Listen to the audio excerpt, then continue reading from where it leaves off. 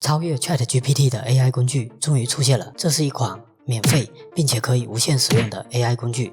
这款名为 Character 的 AI 工具已经在苹果手机和安卓手机上推出了 APP。不仅如此，它还可以在网页浏览器上使用。Character AI 在推出 APP 的1周内，安装量已经突破了17万，而 ChatGPT 在前6天的安装量仅为5万。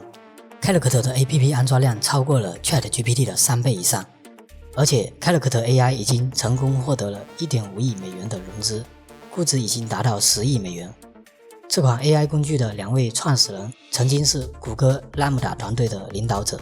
现在 Character AI 可以免费并且无限制的使用，让我们来体验一下吧。首先打开浏览器，输入网址，回车，在右上角可以设置成中文。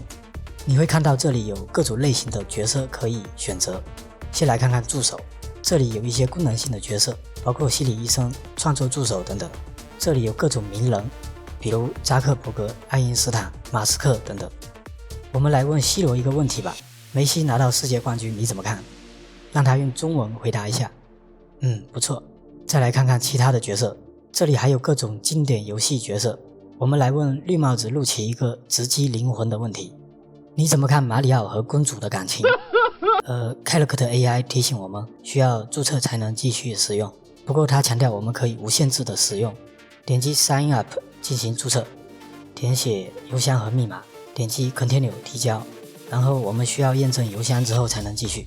登录我们的 QQ 邮箱，在收件箱里可以找到 Character AI 发来的验证邮件，记录邮件，点击 Confirm My Account 来验证账户，然后我们就可以回到 Character AI 的网站了。